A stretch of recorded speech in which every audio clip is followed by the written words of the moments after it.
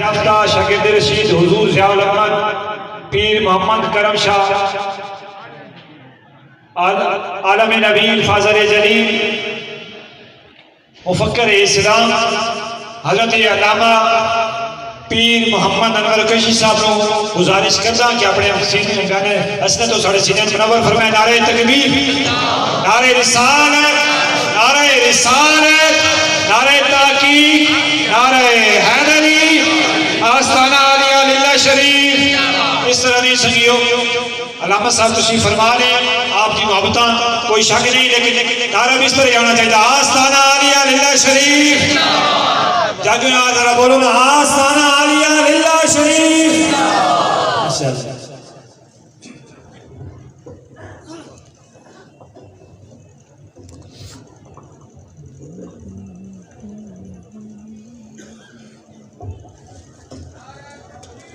اللہ اکبر یا رسول اللہ، زندہ باد زندہ باد زندہ باد زندہ باد زندہ باد۔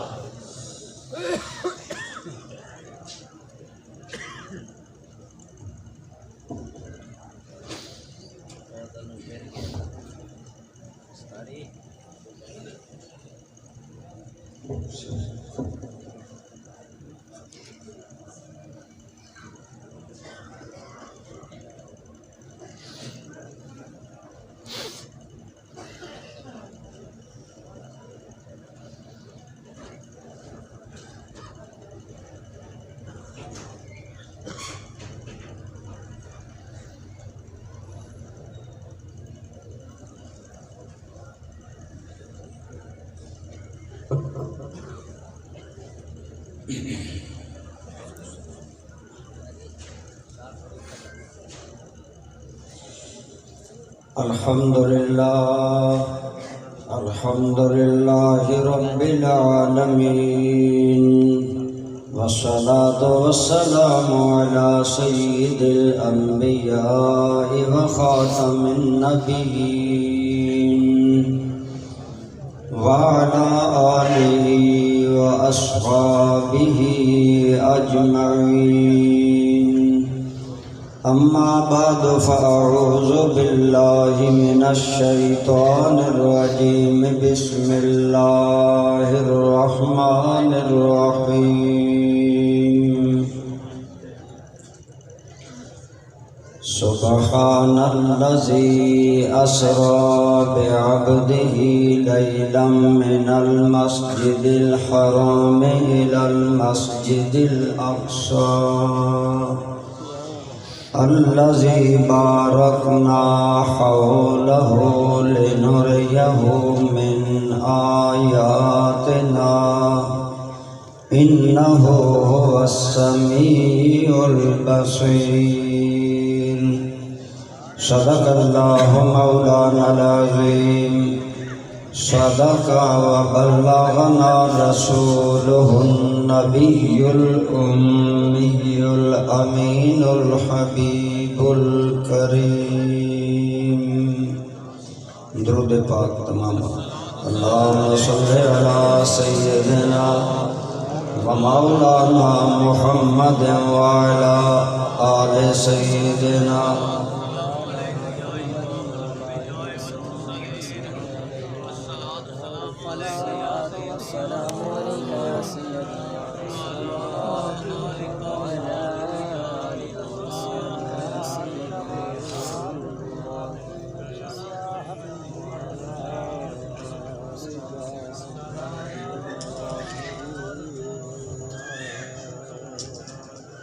حمد و صلات کے بعد میں تمام سامعین سے عرض کروں گا کہ میرے ساتھ مل کر آپ درود ابراہیمی پڑھیں گے. آج امت فرقوں میں بڑھتی جا رہی ہے. کوئی صرف صلاۃ و سلام پڑھتا ہے، کوئی صرف درود ابراہیمی پڑھتا ہے. اعمال سنت ہیں، ہم سارے دین کو مانتے ہیں. ہم پہلے سارے مل کر، اور میں عرض کروں گا، میں اپنے شاگردوں کو تو کہتا ہوں کہ درود ابراہیمی سنیوں سے پڑھوایا کریں. پریکٹیکلی سنی عموماً درود ابراہیمی چھوڑ کر جا رہے ہیں. صرف جب بھی کہا جائے درود پاک پڑھو، الصلاۃ والسلام علیکہ یا رسول اللہ، دونوں چیزیں ہیں، صلاۃ بھی ہے سلام بھی ہے، لیکن درود ابراہیمی کی اہمیت اپنی ہے. اس لیے اس دور میں عقائد اور طرفداری ان میں اصلاح ضروری ہے. تو آپ سارے میرے ساتھ پہلے درود ابراہیمی پڑھیں گے. اللہم صلی علی محمد وعلی آل محمد کما صلیت علی ابراہیم وعلی آل ابراہیم انک حمید مجید. اللہم بارک علی محمد وعلی آل محمد کما بارکت علی ابراہیم وعلی آل ابراہیم انک حمید مجید. الصلاۃ والسلام علیکہ یا سیدی یا رسول اللہ وعلی آلک واصحابک یا حبیب اللہ. حمد و صلات کے بعد زیب مسند صدارت جانشین حضور قبلہ عالم سجادہ نشین آستانہ عالیہ حضرت عزت مآب قبلہ پیر محمد نعیم الرسول صاحب دامت برکاتکم العالیہ، قابل احترام حضرات علماء کرام، برادران اسلام، ماشاءاللہ آپ جانتے ہیں آستانہ عالیہ للہ شریف پر شاید مجھ سے پہلے حضرت فرما رہے تھے کہ 180 سال ہو گئے کہ معراج شریف بیان کہیے الحمدللہ. یہ مشائخ للہ شریف کا احسان ہے اہل علاقہ پر کہ وہ اتنا بڑا اہتمام اس موقع پر کرتے ہیں. لیکن میں ایک جلسہ پر گیا محرم میں، میزبان مجھے ملے، کہنے لگے جی ہم نے پنج پاک کے نام پر 5 مقرر بلائے اور ماشاءاللہ 5 پاکستان بھر میں میں ان میں شاید چھوٹا تھا، باقی بڑے خطباء کرام تھے. میں نے کہا ٹھیک ہے، پہلی تقریر میری تھی. میں نے سوال کیا موضوع، کہنے لگے جی موضوع شہادت ہے. میں نے کہا 5 خطیب 5 شہادت پڑھیں گے، 5 شہادت پڑھیں گے. ہم سنی بڑے بڑے اجتماع کرتے ہیں، 12 مقرر آئیں 20 مقرر آئیں، سب معراج بیان کریں گے. بے شک معراج کا موضوع بہت وسیع ہے، اس کے بے شمار پہلو ہیں، لیکن میں حضرت صاحب سے یہ عرض کروں گا، میری رائے یہ ہے کہ ذمہ دار خطباء تشریف جہاں لاتے ہیں انہیں موضوع تقسیم کر کے دینے چاہیے تاکہ عوام کو فائدہ ہو، ایک ہی بات ریپیٹ نہ ہوتی رہے. تو میں نے آج سوچا کہ میں کیا آپ کے سامنے عرض کروں. تو میں معراج شریف سے متعلقہ چند عقائد عرض کروں گا جو معراج شریف سے ثابت ہوتے ہیں. ان میں اہل سنت کا موقف جتنا ممکن ہوا اور اس کے بارے میں جو باتیں انشاءاللہ چند باتیں میں عرض کروں گا. برادران اسلام، واقعہ معراج میں الحمدللہ اہل سنت کے عقائد کا ثبوت ہے، اور ان عقائد میں سے پہلا عقیدہ یہ ہے جو رسالت اور توحید میں ملا جلا عقیدہ کیا ہونا چاہیے. وہ عقیدہ یہ ہے کہ نبی کے کمالات دیکھ کر نبی کو خدا کی خدائی میں شریک کرنا یہ بھی غلط ہے، اور نبی کے کمالات کو دیکھ کر نبی کی عظمت کا انکار کرنا بھی غلط ہے۔ ہم عظمتوں کا اقرار بھی کرتے ہیں اور عقیدہ توحید میں اللہ کی کبریائی کا اعلان بھی کرتے ہیں۔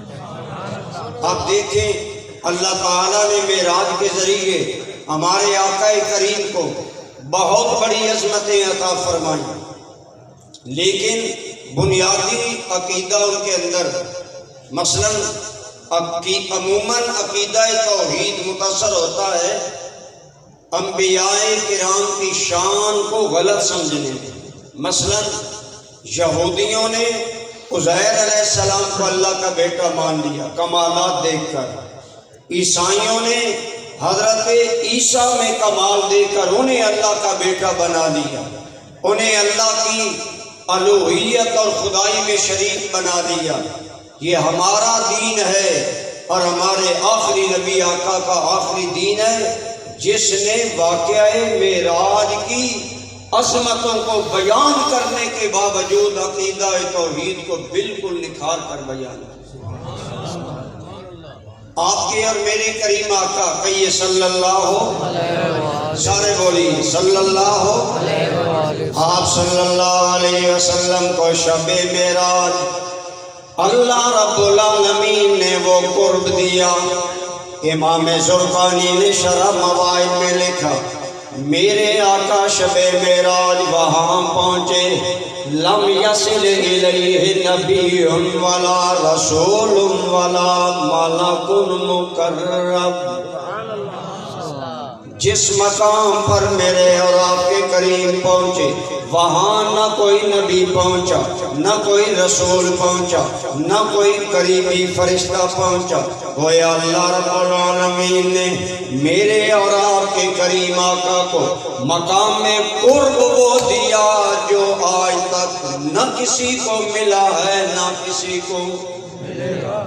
بولی کسی کو ملے گا، حتیٰ کہ ارشاد باری تعالی ہے ثم دنا فتدلا فکان قاب قوسین او ادنا۔ اللہ رب العالمین محبوب کریم کے کتنے قریب ہوئے، محبوب اللہ کے کتنے قریب ہوئے، فرمایا 2 کوسوں کا قرب یا اس سے بھی زیادہ۔ دوستان گرامی قدر اتنا قرب ملا، لیکن یہ نہیں کہ محمد خدا بن گئے یا خدا محمد کریم میں مل گئے۔ وہاں بھی قرآن نے فرمایا ان قربتوں میں بھی مصطفیٰ مصطفیٰ رہا، خدا خدا رہا۔ ان قربتوں کو قرآن نے 2 مقام پر بیان کیا، سورہ بنی اسرائیل میں یا سورہ اسراء بھی اس کا نام ہے، اور سورہ النجم میں، اور دونوں جگہ فرمایا۔ مثلا سنیے سبحان الذی اسریٰ بعبدہ، پاک ہے وہ ذات جو اپنے بندہ خاص کو لے گئی۔ یہاں بھی حضور کی عبودیت کا عبد ہونے کا ذکر ہے۔ جب حضور اللہ کی بارگاہ میں قرب خاص میں تھے، جس قرب خاص کو جبریل بھی نہیں جانتا، وہ قرب جہاں ملائکہ بھی دم عاجز آ گئے، اس قرب کو بھی بیان کیا تو فرمایا فَأَوْحَىٰ إِلَىٰ عَبْدِهِ مَا أَوْحَىٰ۔ اللہ نے اپنے بندے کو وحی کی، گویا کھول کر بتا دیا تمام عظمتوں کے باوجود محمد مصطفیٰ نہ خدا کے شریک ہیں، نہ خدا کے سہیم ہیں، نہ اللہ کی خدائی میں شامل ہیں، بلکہ ہیں تو اللہ کے خاص بندے۔ گویا اسلام کا عقیدہ توحید بالکل نکھار کر بیان کیا گیا کہ ایک بندہ قرب کے جس مقام پر بھی پہنچ جائے اور حضور سے بڑا قرب کا اور کوئی مقام نہیں ہو سکتا، وہاں بھی حضور اللہ کے بندے ہیں۔ اس لیے یہ کھری توحید ہے کہ حضور اللہ رب العالمین کے وہاں بھی عابد ہیں، خدا معبود ہے، اور آپ اللہ کی بندگی کرنے والے۔ اس سے پتہ چلا ہمیں کبھی بھی نبی کو خدا کا شریک نہیں سمجھنا چاہیے، کسی اینگل، کسی زاویہ، کسی جہت سے کوئی اللہ کا نبی اللہ کا شریک نہیں ہے، بلکہ ہم کہتے ہیں، ہاں یہ ضرور ہے، ہم کہتے ہیں کہ نبیوں کو خدا نہ جانو، لیکن خدا کو مانو تو نبیوں کو چھوڑ کر نہ مانو، نبیوں کے ذریعے مانو۔ ایک بڑا حسین شعر ہمارے عقیدے کی ترجمانی کرتا ہے، اور اس میں شاعر کیا حسین بات کرتا ہے، غالباً یہ عبدالستار نیازی صاحب کا شعر ہے۔ آپ فرماتے ہیں نبی کو اپنا خدا نہ جانو، خدا کو ان سے جدا نہ مانو، یعنی نبی کو خدا نہ سمجھو، لیکن اللہ کو اگر ماننا ہے، تسلیم کرنا ہے، تو نبی سے بے نیاز ہو کر نہیں، جیسے بعض اہل توحید سمجھتے ہیں نبی کی عظمتوں کا انکار توحید ہے، نبی کی شانوں کا انکار توحید ہے، وہ غلط سمجھے ہیں توحید کا یہ مفہوم، بلکہ ہمارا عقیدہ یہ ہے کہ نبی خدا بھی نہیں، لیکن خدا کو نبی کے بغیر مانا جا سکتا ہی نہیں۔ نبی کو اپنا خدا نہ جانو، خدا کو ان سے جدا نہ مانو، ہے اہل ایمان کا یہ عقیدہ، خدا خدا ہے، نبی نبی ہے۔ تو اس لیے ہمیں عیسائیوں کی طرح غلو نہیں کرنا چاہتا۔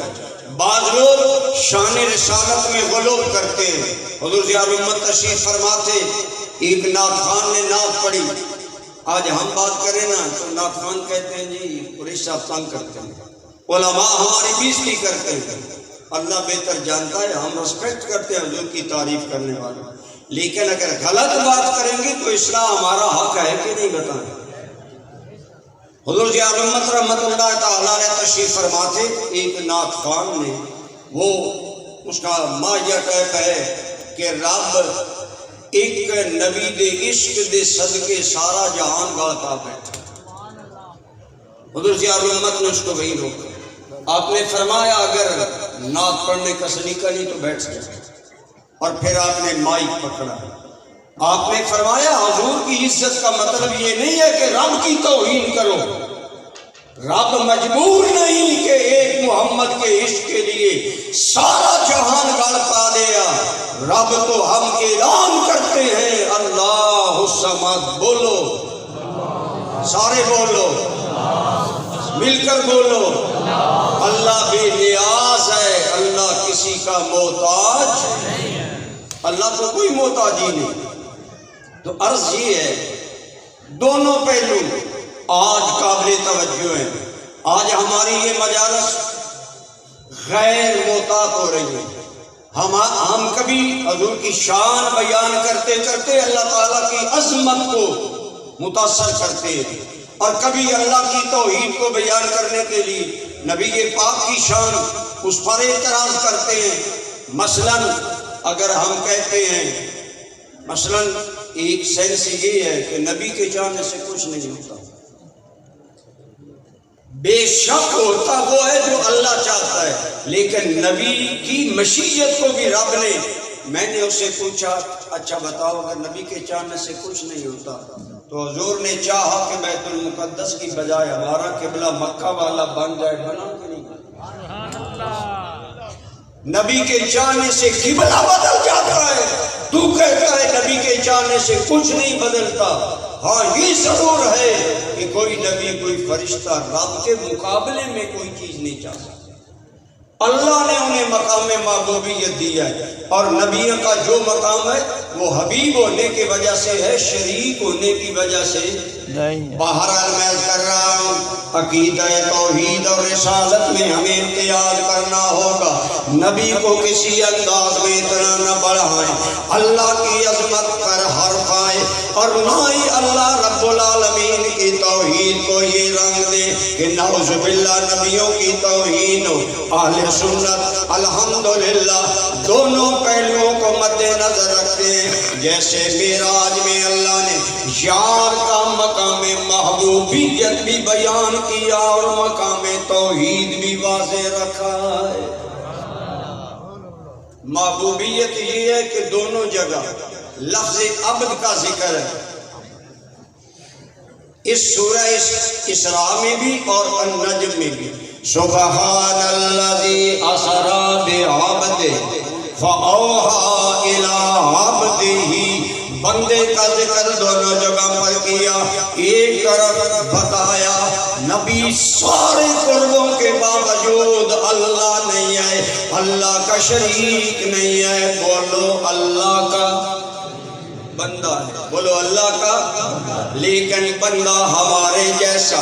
اب مولوی صاحب یا میں کوئی آدمی کوئی بھی ہو پٹی پڑے، ہم بھی بندے، نبی بھی بندے، لیکن میں نے کہا بے شک ہم بھی بندے، نبی بھی بندے، لیکن فرق ہے ہم وہ بندے ہیں کہ جو اللہ سے محبت قبول ہو جائے تو عزت سمجھیں گے، حضور وہ عبد ہیں جن کی رضا کو رب نے اس میں بھی پسند کیا۔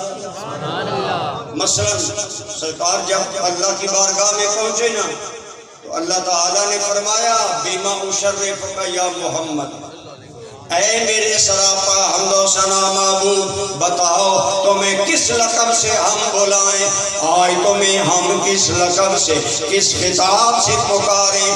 سنیے سرکار نے کیا عرض کیا، آپ نے عرض کیا بنسبتی الیک بالعبودیہ، یا رب العالمین میں چاہتا ہوں کہ تم مجھے اپنا بندہ فرما دے۔ اللہ نے یار کی بات کو اتنا پسند کیا کہ معراج کا ذکر بھی اسی خطاب سے نقل فرما دیا۔ تو اس سے پتہ چلا کہ نبیوں کی عزت پر بھی داغ نہیں آنا چاہیے اور اللہ کی توحید بھی متاثر نہیں ہونی چاہیے۔ اس لیے اللہ کے نبی بندے ہیں لیکن ہمارے جیسے نہیں، بولیے وہ خاص بندے کیا ہے، بولیے خاص بندے ہیں، ان کا خاص مقام ہر سطح پر ماننا چاہیے۔ اللہ نے انہیں ہر اعتبار سے خصوصیتیں عطا فرمائی ہیں، اس لحاظ سے یہ ضروری ہے کہ یہ دونوں چیزیں مد نظر رہیں۔ اسی طرح شب معراج آپ کے اور میرے کریم آقا، دو تین باتیں ہو سکیں گی ایک گھنٹے کے اندر۔ اسی شب معراج کو آپ کے اور میرے آقا مسجد نبوی میں گئے، حدیث ہے مسجد اقصی میں گئے۔ حدیث جہاں ایک اور عقیدہ تھوڑا سا واضح ہوتا ہے وہ سن لیں۔ حدیث پاک میں آتا ہے مسجد اقصی پہنچنے سے پہلے سرکار نے موسیٰ علیہ السلام کو قبر میں دیکھا۔ حضرت موسیٰ علیہ السلام یصلی، بعض نے ترجمہ کیا نماز پڑھ رہے تھے، بعض نے ترجمہ کیا صلاۃ و سلام پڑھ رہے تھے۔ تو موسیٰ علیہ السلام قبر انور میں تھے، اور جب سرکار مسجد اقصی میں گئے تو موسیٰ علیہ السلام وہاں بھی، بولیے وہاں بھی، اور جب چھٹے آسمان پر گئے تو موسیٰ علیہ السلام وہاں بھی۔ اب تینوں حدیثیں، اب اس سے علماء کرام نے ایک مسئلہ نکالا، وہ یہ ہے کہ وصال کے بعد بھی اللہ تعالیٰ اپنے نبیوں کو یہ قوت دیتا ہے کہ وہ چشم زدد میں قبر میں بھی ہوں، مسجد اقصی میں بھی حاضر ہو جائیں، چھٹے آسمان پر بھی حاضر۔ یہ موسیٰ علیہ السلام کی روحانی قوت ہے۔ تو اگر موسیٰ کلیم اللہ علیہ نبینا علیہ السلام روحانی طور پر اب سرکار براق پر ہیں، قبر میں بھی دیکھا، مسجد اقصی میں گئے، حضرت موسیٰ وہاں بھی موجود ہیں، یہ آپ کی شان ہے موسیٰ نے. اور جب چھٹے آسمان پر حضور گئے وہاں بھی موجود ہیں. علماء نے فرمایا اس سے پتہ چلا انبیاء اللہ کی وفات کے بعد اور وصال کے بعد بھی روحانیت کا عالم یہ ہوتا ہے کہ ان کے لیے زمانے اور مکان کی دوری نہیں ہوتی. اللہ روحانی طور پر انہیں لمحے بھر میں جہاں چاہتا ہے حاضری کی توفیق دے دیتا ہے. اس لیے عقیدہ حاضر و ناظر اگرچہ یہ ظنی عقیدہ ہے، کوئی قطعی عقیدہ نہیں، لیکن ہم جو کہتے ہیں کہ نبی پاک روحانی طور پر اپنے روضہ انور میں بھی موجود ہوتے ہیں، اور اگر اللہ چاہے حضور پسند فرمائے تو محفل معراج بھی آ سکتے ہیں، محفل معراج میں بھی آ سکتے ہیں، اور اگر کرم کرے تو امتی کے خواب میں بھی آ سکتے ہیں، اور اگر چاہیں تو امتی کو عالم بیداری میں بھی نواز سکتے ہیں. اور یہ شرک نہیں ہے، یہ نبیوں کی روحانی قوت ہے. جسمانی طور پر ہر جگہ ہر نبی یا حضور موجود نہیں ہوتے، روحانی طور پر اللہ تعالیٰ نے انہیں یہ مقام دیا ہے. یہ بھی عقیدے میں اصلاح کی ضرورت ہے. ہمارے بعض اوقات ہماری بے احتیاطی سے مثلا ہم شعر پڑھتے ہیں خدا گواہ ہے نبی کی سواری چل پڑی ہے. یہ غیر محتاط بات ہے. علماء نے فرمایا سرکار کے بارے میں مشکوک بات نہیں کرنی چاہیے.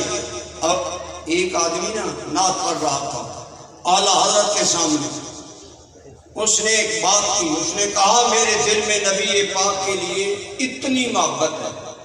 نعت کو جب پڑھ چکا تو اعلیٰ حضرت نے فرمایا جو تم نے شعر پڑھا ہے واقعی اتنی محبت تیرے دل میں حضور کی ہے؟ چپ ہو گیا. فرمایا اگر ہے تو مبارک ہو، اگر نہیں تو بات سرکار کے بارے میں کرتا، محتاط کرنی چاہیے. اس لیے ہم نعت خوانوں سے دست بستہ کہا کرتے ہیں کلام پڑھنے سے پہلے علماء کو سنایا کریں، اصلاح ہو جائے، تاکہ تمہارے اشعار کی وجہ سے اہل سنت پر اعتراض نہ آئے. اور کبھی کہتے ہیں حضور محفل میں موجود ہیں، یہ یقینی طور پر نہیں کہا جا سکتا. علماء نے فرمایا روحانی طور پر حضور کی جلوہ گری ایک الگ چیز ہے، لیکن اسے ظاہری طور پر بیان کرنا یہ غیر محتاط طریقہ ہے، اور اس سے عوام میں ذوق الاعتقادی پھیلتی ہے، اور اس کی ساری ذمہ داری اسٹیج والوں پر آتی ہے.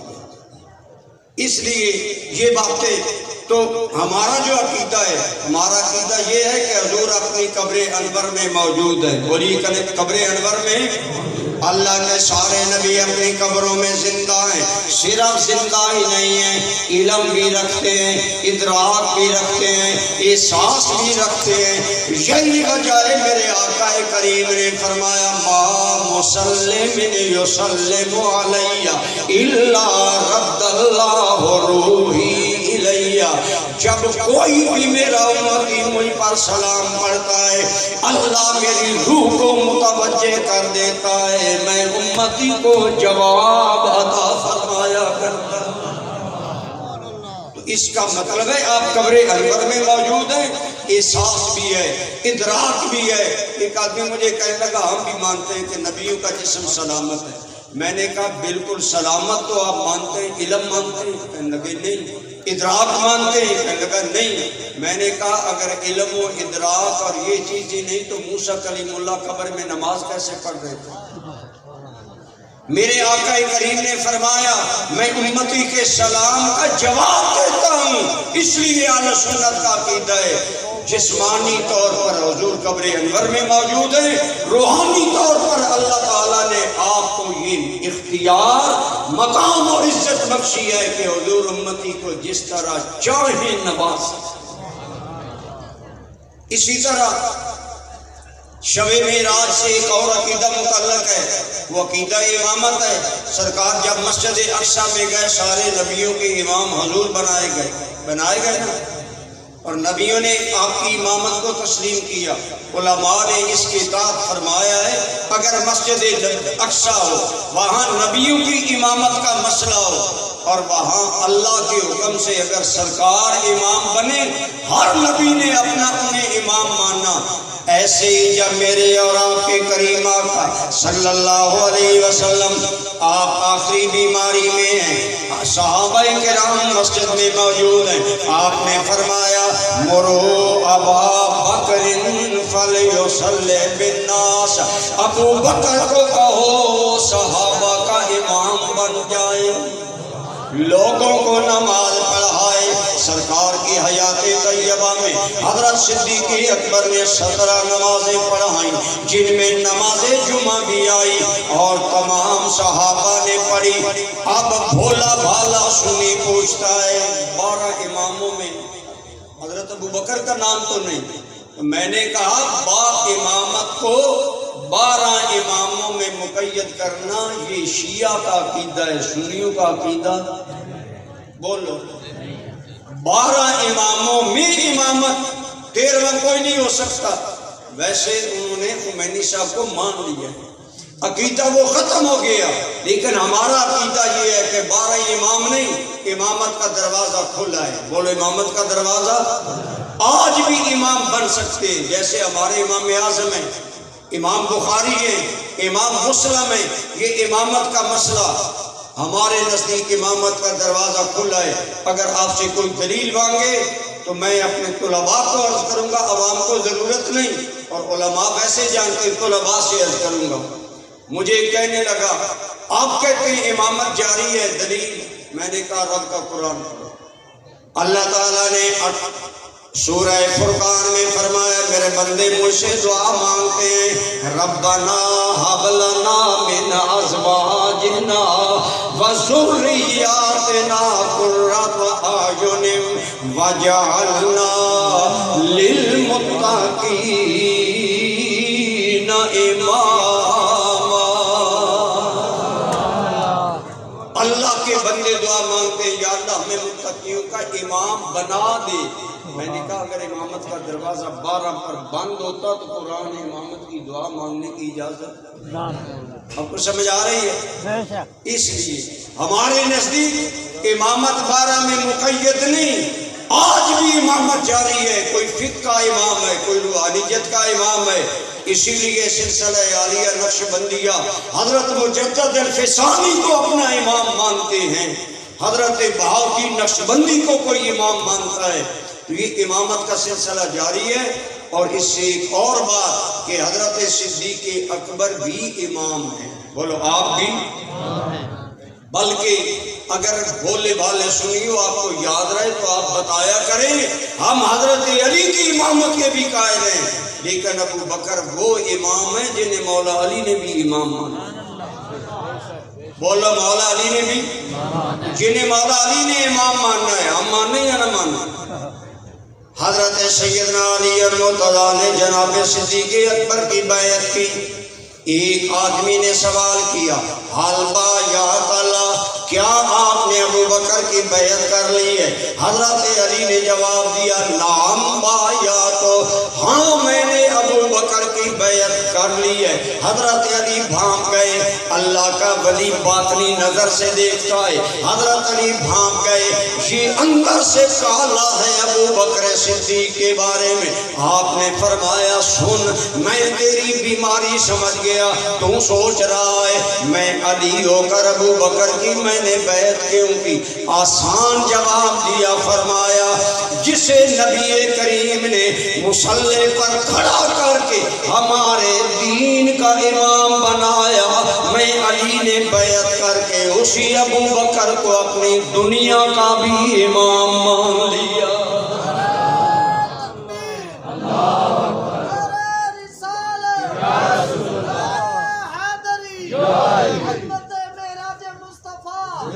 تو اس حوالہ سے حضرت سیدنا صدیق اکبر کا مقام مرتبہ، آپ امام صحابہ ہیں، آپ صحابہ کرام میں افضل ہیں، اسی لیے اہل سنت کا عقیدہ ہے نبیوں کے بعد سب سے اعلیٰ درجہ صدیق سارے قابل احترام ہیں ہمارے لیے صحابہ، لیکن جو عزت اللہ تعالیٰ نے دی، آج سنیوں کے اندر بعض بھیڑیں داخل ہو گئی ہیں، خصوصاً نعت خوان، جاہل خطیب، جاہل نقیب، وہ علال اعلان حضرت سیدنا علی گڑھ مرتضیٰ کا پہلا نمبر والی رٹ لگا رہے ہیں۔ لیکن اللہ کرے ہمارے آستانوں کے پیروں کو جرت ملے، خواجہ حمید الدین سیالوی والی، حضور نائب شیخ الاسلام حضرت خواجہ حمید الدین سیالوی بیٹھے تھے، ایک نعت خوان نے نعت پڑھی، علی کا پہلا نمبر، آپ نے فرمایا رکو، ہم مولا علی کے غلام ہیں، گلے میں کپڑا ڈالا، فرمایا ہم مولا علی کے مرید ہیں۔ لیکن عقیدہ یہ ہے کہ رسول اللہ کے بعد خلیفہ بلا فصل صدیق ہیں، اور سب سے اعلیٰ مقام سیدنا صدیق اکبر۔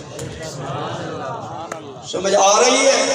آج ہمارے اندر کھاتے تمہارا ہے، جلسے تمہارے ہیں، تم پروٹیکٹ کر رہے ہو ان تفضیلیوں کو جو آج سنیوں کے عقائد برباد کر رہے ہیں، محض عقیدت کا نام دے کر۔ یاد رکھو عقیدت اور ہے، عقیدہ مجھے بولو، عقیدت اور ہے، عقیدہ۔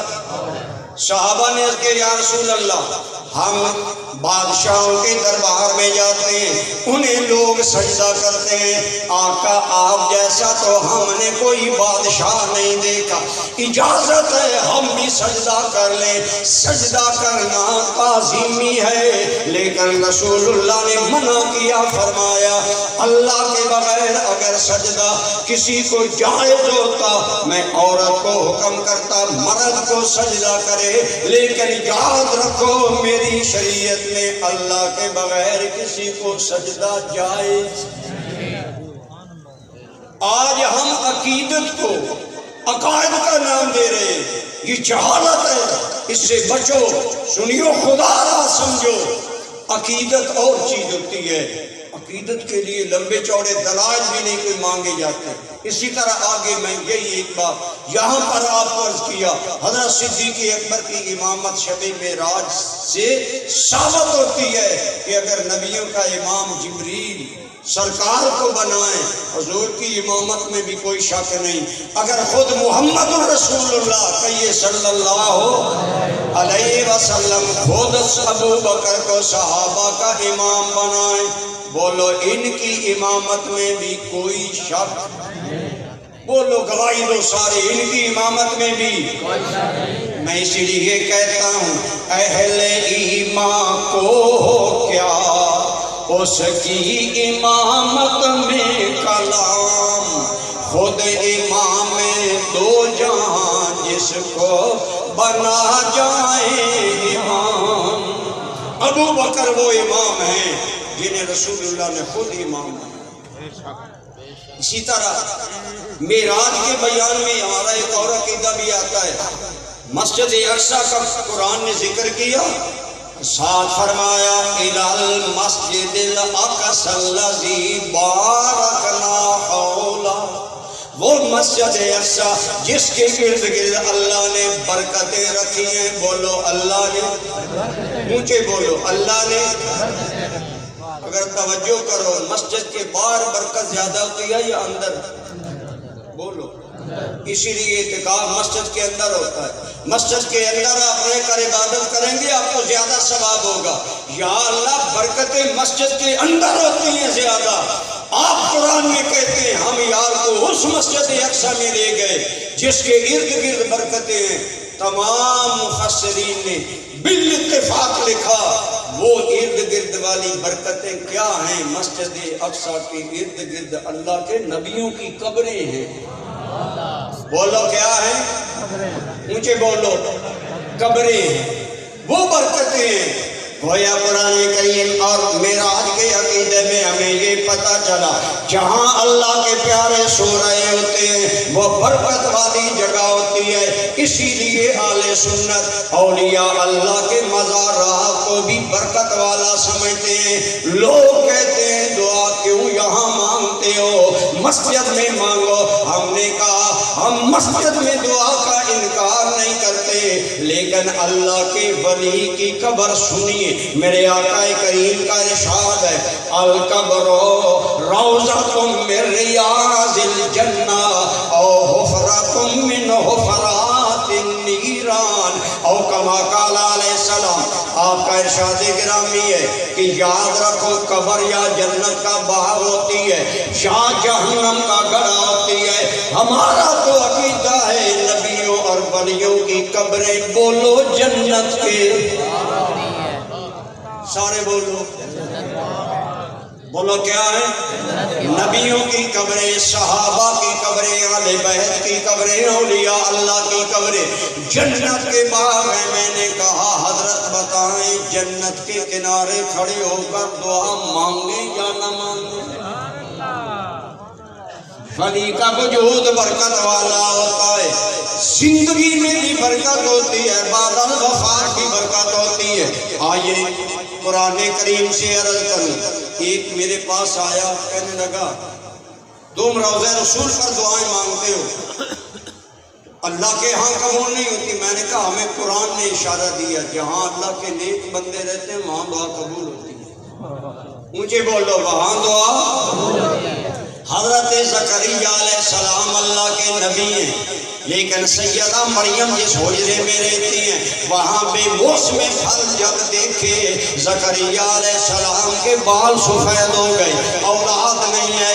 عرض کیا، خیال آیا جو اللہ مریم کو بے موسمی پھل دے سکتا ہے وہ اللہ مجھے بھی بے موسم بیٹا دے سکتا ہے، مجھے بھی بڑھاپے میں بیٹا دے گا۔ قرآن کے الفاظ ہے جب حضرت زکریا علیہ السلام نے مائی مریم کے حجرے میں بے موسم پھل دیکھے تو الفاظ ہے ہنالک دعا زکریا ربا، وہیں پر کھڑے ہو کر زکریا علیہ السلام نے بولو دعا کون مانگ رہا ہے؟ سارے بولو، اللہ کے جلیل القدر پیغمبر علیہ الف سلام، ارب و سلام و زکریا علیہ السلام پر حضرت مریم کے حجرے میں دعا مانگ رہے ہیں۔ ہنالک، وہاں دعا مانگی، کیوں مانگی؟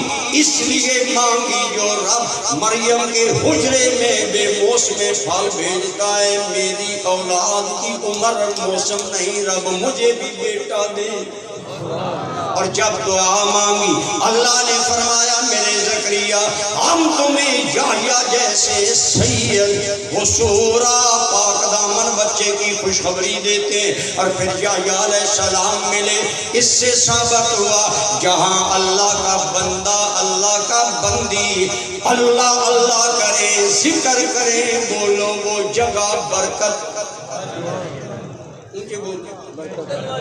اس لیے اولیاء اللہ کی قبریں برکت والی، وہاں دعائیں کرنی چاہیے، لیکن وہاں بھی میں نے عرض کیا عقیدت کی بجائے عقیدہ سامنے رکھنا چاہیے۔ ہمارے قبروں پر بعض ناروا باتیں ہوتی ہیں، انہیں بتنگڑ بنا کر اہل سنت کا مذاق اڑایا جاتا ہے۔ سب سے پہلی بات تو یہ ہے اولیاء اللہ کے مزارات کو ہم مبارک سمجھتے ہیں اور وہاں جا کر دعا مانگنا جائز سمجھتے ہیں، اور سمجھتے ہیں کہ اللہ کے بندے کا جب وسیلہ آئے گا انشاءاللہ بیڑا پار ہو جائے۔ کرنا تو اللہ نے ہے لیکن وسیلہ اللہ کے ولی کا، اس لیے محتاط دعا یہ ہے کہ یا اللہ میں تیرے بندے کے پاس حاضر ہوا، یہ تیرے بندے ہیں، تجھے یاد کرنے والے، یا اللہ ان کی نیکیوں کا صدقہ، ان کی طہارت کا صدقہ، ان کے مقامات کا صدقہ یا اللہ میری مشکلیں آسان۔ اولیاء اللہ کے وسیلہ سے دعا کرنی چاہیے۔ اور اسی طرح عورتیں مزارات پر آتی ہیں، بعض مرد آتے ہیں۔ اب مزارات تو برکت والی جگہ ہے، لیکن غلب ہوتا ہے کہ مزارات چومتے چومتے بعض لوگ سجدے میں چلے جاتے ہیں۔ مزارات کا چومنا کوئی واجب نہیں ہے، یاد رکھیں۔ اور خصوصاً مشاہد نقشبندیہ کے نزدیک ضروری نہیں قبر پر بوسہ دینا، مباح ہے۔ اب دیتے ہیں تو ٹھیک ہے، نہیں دیتے تو فتویٰ نہ لگائیں، لیکن خدا را یہ بوسہ پڑھ کر سجدہ نہ بن جائے.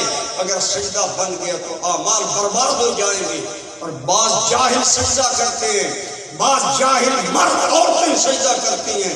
میں خود ایک بہت بڑی آستان پر حاضر تھا, ایک آدمی سجدے میں گرا. میں نے کہا بابا جی یہ ٹھیک نہیں ہے, شریعت نے اجازت نہیں دی. تو یقین جانے ہوئی جو طریقہ شٹ بولا صوفی تو ان کے پتا. ہمارے بعض بندے عقیدت کے نام پر علماء کی توہین کرتے ہیں.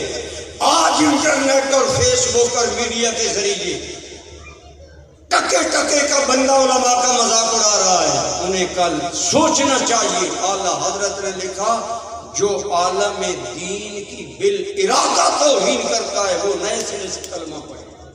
اللہ اگر بالارادہ عالم دین کی توہین کرتا ہے تو نئے سرے سے کلمہ پڑھے. شک ہے کہ اس کا ایمان زائل ہو جائے. اتنی علماء کی عزت ضروری ہے, کیونکہ میرے آقا کریم کہیے صلی اللہ علیہ وسلم کا ارشاد ہے جس نے میری امت کی متقی عالم کی عزت کی اس نے میری عزت کی. خود حضور کا ارشاد ہے جس نے میری امت کے متقی عالم کی عزت کی اس نے میری کی. تو جس نے توہین کی, یہ جو آپ کومنٹس کرتے ہیں نا بات بات میں, علماء کی بات علماء میں رہنے دیا کریں. اگر ایک عالم کومنٹس کرتا ہے بندہ تبصرہ نہ کرے ورنہ ایمان ضائع ہو جائے گا. آج بندہ تبصرہ کرتا ہے. ایک عالم دین کے علامہ ہے, صاحب علم ہے, 20 سال شریعت مطہرہ کا علم پڑھا, جاہل کہتا ہے میں تیری بات نہیں مانتا. کس قدر ظلم کی انتہا ہے. اور یہ بزرگوں کی توہین قیامت کی علامات میں سے ہے. حضرت علی کا ارشاد ہے جب قیامت قریب آئے گی تو چھوٹے بڑوں کا احترام نہیں کریں گے, توہین کریں گے. اگر میں علی اس وقت پاس ہوں تو انہیں قتل کروں. اتنا یہ جرم ہے بڑا. اس لیے خدا را اپنی زبانیں بند رکھا کریں, اپنے کومنٹس نہ دیا کریں. تو کہنے لگا صوفی جی تو ان کے پتا میں عقیدت نال اتنے جھوک رہے ہیں. میں کیا جھوک ضرور پر سجدہ نہ کر. سجدہ حرام ہے, یاد رکھیں. سجدہ تعظیمی بھی حرام ہے ہماری شریعت میں. یہ بات دھڑلے سے کوئی نہیں کرتا مولوی, آگے تاریخیں نہیں لگیں گی, 20 صاحبان خلاف ہو جائیں گے. لیکن ہمیں فخر ہے کہ ہماری پشت پر پیر ہے. میں نے ایک مرتبہ تقریر کی صدوال چکپال کے قریب. قبلہ حضرت صاحب حضرت مطلوب جہاں حضرت مطلوب رسول رحمت اللہ تعالی علیہ ہمارے خواجہ سروں کے تاج, آپ کی صدارت تھی. یقین جانے میں نے تقریر کی, بعد میں مجھے فرمانے لگے تیری آج کی تقریر پیروں کے لیے بھی رہنمائی ہے. میں تو ایک خاک کا ذرہ ہوں کہ اصلیت حوصلہ افزائی تھی کہ سنیوں کی ان باتوں کی نشاندہی کرو. بے شک ولیوں نبیوں کی قبریں ادب کی جگہ ہیں, لیکن ادب کا معنی سجدہ نہیں, ادب کا معنی شریعت کی خلاف ورزی نہیں. اسی لیے اعلیٰ حضرت نے فرمایا بہتر یہ ہے کہ عورتیں قبرستان میں نہ جائیں, یا وہ جزا فضا کر کے باویلا کر کے حرام کام کریں گی یا زیادہ تعظیم کر کے حرام کام کریں گی. لیکن اگر عورت شریعت کے حدود میں رہتی ہے تو ام المومنین حضرت عائشہ صدیقہ سرکار کی قبر انور میں روضہ پاک میں آتی تھی. اس حال میں آتی تھی کہ حضرت عمر بھی مدفون تھے اور حضرت عمر ام المومنین کے لیے غیر محرم تھے. علماء نے فرمایا اس لیے جائز تو ہے, لیکن اس حاضری کے ساتھ ساتھ شریعت کے آداب پیش نظر رکھنا ضروری ہے اور علماء کی ذمہ داری ہے. اور ایسی باتیں ایسے ہی آستانوں پر ہو سکتی ہیں. میں ایک جگہ گیا اور میں نے تقریر کی تو میں نے ایک شریعت کی بات کی. یقین جانے بعد میں وہ پیر صاحب ناراض ہوئے اور مجھے پیغام پہنچا کہ ہم نے آپ کو بلایا تھا مریدوں کو تقریر سنانے کے لیے, آپ ہمیں سنانے لگے. تو میں نے کہا ہمیں اقبال نے بتایا ہے کہ مرید سادہ تو رو رو کے ہو گیا قائل, خدا کرے کہ ملے شیخ کو بھی توبہ کی توفیق. یہ تو جانے وار رہی ہے اسلام پر, صحابہ پر, آل بیت پر, اور ہمارے تماشا بننے والے مولوی ان کی محبت آل بیت سے فائدے اٹھا رہے ہیں, غلط عقائد پھیلا رہے ہیں. بعض محبت صحابہ سے گستاخیاں پیدا کر رہے ہیں. خدا را سنی بن کر زندہ رہو، صحابہ کا بھی احترام کرو، آل بیت کا بھی احترام کرو، اور عقیدہ آل سنت والا، آل سنت کی عقائد کو مضبوط پکڑو. میں عرض کر رہا تھا اولیاء اللہ کے مزارات باعث برکت ہے. قرآن کریم میں آیا، تفسیر میں علماء نے لکھا، اس لیے جہاں اللہ کا ولی بیٹھتا ہے وہاں اللہ کی رحمتیں نازل ہوتی ہیں. زندگی میں بھی وہ جگہ متبرک ہوتی ہے اور ان کی قبریں بھی بابرکت ہوتی ہیں، لیکن وہاں غیر شرعی حرکات کرنا، سجدہ کرنا، غلو کرنا، یا میں کہوں گا عوام کے لیے یہ بھی مناسب نہیں کہ پیر صاحب آپ مجھے بیٹا دیں. اللہ کی قسم، اللہ کے گھر میں آستانہ عالیہ ولا شریف کے صاحبان رحمت میں بیٹھ کر بات کر رہا ہوں. حضور ضیاء الامت کی بارگاہ میں بیٹھا تھا، ایک سادہ سا بندہ آیا، آپ سے دعا کروائی، دعا کرے میری اولاد نہیں ہے. آپ نے دعا کی، وہ بیٹھا رہا. آپ نے فرمایا بابا جی اللہ پاک رحم کرے آپ جائیں. میں نے کہا آپ نے پڑھنا لکھنا ہوتا تھا. وہ کہنے لگا جی آپ مہربانی کریں، آپ اللہ کو دوا سکتے ہو، میں دواؤ. یہ بات دو اینگل سے، ولی مقام محبوبیت کے پیش نظر رب کو قسم دے دے تو رب یہ بخاری کی حدیث ہے. لیکن پیر صاحب نے اس کے عقیدے کے بعد نے فرمایا، اس وقت ہمارے مرشد کریم حضرت پیر امین الاسناد شاہ صاحب کی اولاد نہیں تھی. آپ نے اس کو فرمایا میں ایڈا دیوان والا ہوا تھا، میں حسنات میں دیوان لگا. سوچا کہ اس سادے بندے کے عقیدے میں خلل آ رہا ہے، مثال اپنی اور اپنے بیٹے کی، تاکہ عقیدہ خراب نہ ہو، عقیدہ رہے. جو کرتا ہے اللہ کرتا ہے، اللہ کسی کا محتاج نہیں. اگر اللہ اپنے ولیوں کے صدقے دیتا ہے تو اس کا کرم ہے بندہ نوازی. اور یہ بھی مسجد میں بیٹھ کر آپ کو سناتا ہوں بات. ہمارے ایک استاد بھائی ہیں، ان کا نام ہے حافظ شیر محمد. وہ وادی سوم سے تلفیرشی پڑھے، سادے سے تھے. شادی ہو گئی، قبلہ حضرت صاحب نے پوچھا حضور ضیاء الامت نے کوئی اولاد ہے؟ کہنے لگے نہیں ہے. بہت بری طرح کمزور تھے. آپ نے فرمایا اللہ تعالیٰ آپ کو اولاد عطا فرمائے. اس نے خود مجھے بات سنائی، کہتا ہے اللہ نے بیٹا دیا. میں گیا حضرت صاحب سے ملا، آپ پڑھ رہے تھے، میں بیٹھ گیا، مطالعہ کر رہے تھے، بیٹھا رہا. اور فاروق فرمایا جی آپ صاحب از کے حضور اللہ نے کرم کیا، آپ کی دعا کے صدقے، اللہ کا فضل ہے، آپ کی دعائیں، اللہ نے بیٹا دیا ہے، میں آیا ہوں میرے بیٹے کا نام رکھیں. تو قبلہ حضرت صاحب نے حافظ شیر محمد صاحب کو، جو شاید کھوڑ نام ہے سن سکیسر میں، اس قسم کا کوئی گاؤں ہے وہاں کے، ان کو فرمایا صاحب ہی کی پتر دا نا دساں کہ دوں دا دساں. حافظ صاحب نے میں قسم اٹھا کے مسجد کر سنا. حضور ضیاء الامت فرمایا ہی دا نا دساں کہ دوں دا آدھا میں سادہ میں کہ حضرت کی دی دسو. کول بیٹھا ہے استاد مولانا محمد سعید اسد صاحب، جن کے ہاتھوں سے ساری تفسیر قرآن تحریر میں آئی. یہ حضور ضیاء الامت کے خادم خاص تھے. بولے وہ جائلہ آخدوں میں نام دسو. قبلہ حضرت صاحب نے فرمایا حافظ صاحب اس بیٹے کا یہ نام رکھو، جو بعد میں ہوگا اس کا یہ نام. یہ مقام محبوبیت ہے.